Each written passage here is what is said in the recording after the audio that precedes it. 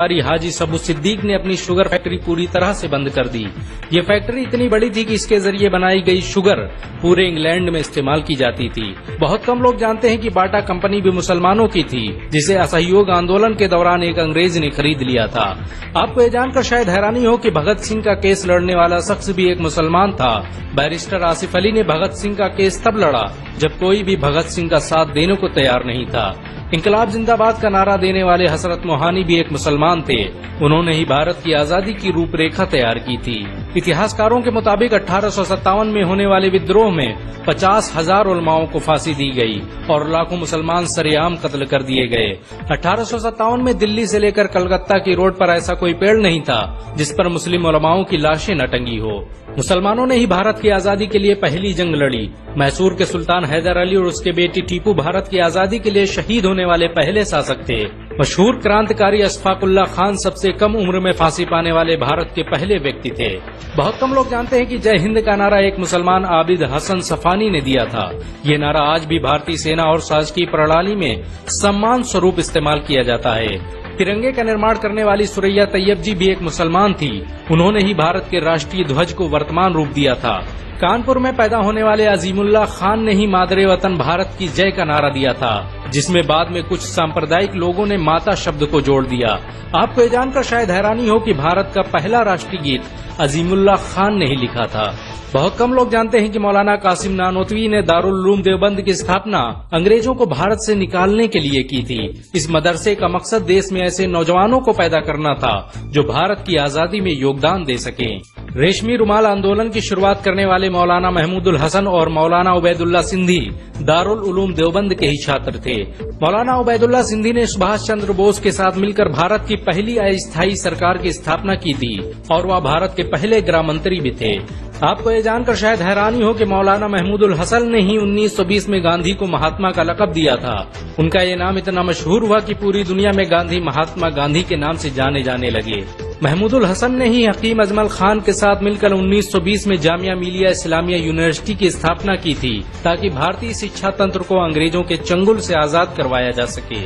आपको ये जानकर शायद हैरानी हो कि काला पानी जैसी दर्दनाक सजाओं को पाने वाले 90% से अधिक लोग मुसलमान थे। अंडमान निकोबार में आज भी सबसे ज्यादा कब्रें मुसलमानों की हैं। मुसलमानों के अलावा दूसरे लोगों ने काला पानी से बचने के लिए न सिर्फ माफीनामे लिखे बल्कि अंग्रेजों की मुखबिरी भी की। मुसलमानों ने ही अंग्रेजों के खिलाफ सबसे पहले हथियार उठाए। 1772 में शाह अब्दुल अजीज ने अंग्रेजों के खिलाफ फतवा देते हुए ऐलान किया कि अंग्रेजों की गुलामी हराम है और हर मुसलमान पर फर्ज है कि वो अपने मुल्क और देश की आजादी के लिए खुद को कुर्बान कर दे। 1857 में होने वाले विद्रोह की प्लानिंग एक मुसलमान मौलवी अहमदुल्लाह शाह ने की थी। वो भारत के अकेले इंसान थे जिन पर अंग्रेजों ने 50,000 रुपए का इनाम रखा था। यह रकम इतनी बड़ी थी कि राजा जगन्नाथ ने पैसों की लालच में आकर अहमदुल्लाह शाह की मुखबरी कर दी और अंग्रेजों ने उन्हें शहीद कर दिया। बहुत कम लोग जानते हैं कि 1857 में शहीद होने वाले 90% लोग मुसलमान थे। जालियांवाला बाग में जनरल डायर की गोलियों का निशाना बनने वाले अधिकतर लोग भी मुसलमान थे। भारत की आजादी का नेतृत्व करने वाले संगठन इंडियन नेशनल कांग्रेस के 9 से अधिक प्रेसिडेंट मुसलमान रहे। गांधी जी ने अफ्रीका में जहां वकालत की पढ़ाई की, वो कॉलेज भी एक भारतीय मुसलमान का था और वह जब भारत में आए तो उन्होंने आजादी के लिए अली ब्रदर्स के साथ काम करना शुरू किया, जो कि मुसलमान थे। बहुत कम लोग जानते हैं कि 1921 में केरल के मुसलमानों द्वारा अंग्रेजों के खिलाफ लड़ी गई जंग में 3000 से अधिक मुसलमान शहीद हुए थे और 50,000 मुसलमानों को जेल में कैद कर दिया गया था। ये आंदोलन मोपला मुस्लिम आंदोलन के नाम से जाना जाता है। 1942 में शुरू हुए भारत छोड़ो आंदोलन की रूपरेखा मौलाना अबुल कलाम आजाद ने तैयार की थी। संविधान निर्माता डॉक्टर भीमराव अम्बेडकर को पहचान दिलाने में मुसलमानों का बड़ा योगदान रहा है। 1946 में जब भीमराव अम्बेडकर दलित होने की वजह से इलेक्शन हार गए तो बंगाल मुस्लिम लीग ने उन्हें मुस्लिम इलाके से इलेक्शन लड़ने की दावत दी। इस तरह भीमराव अम्बेडकर संविधान सभा का हिस्सा बन सके। अगर मुसलमान भीमराव अम्बेडकर को इलेक्शन न जिताते तो उन्हें कभी भारत के संविधान को लिखने का मौका न मिलता। भारत की आजादी के लिए सबसे ज्यादा लेख, शायरी, गीत और किताबें मुसलमानों ने ही लिखी। अल्लामा इकबाल के जरिए लिखा गया सारे जहां से अच्छा आज पूरे भारत में गाया जाता है। आपको ये जानकर शायद हैरानी होगी कि देश के लिए शहीद होने वाला पहला पत्रकार मौलाना मीर बाकर एक मुसलमान था।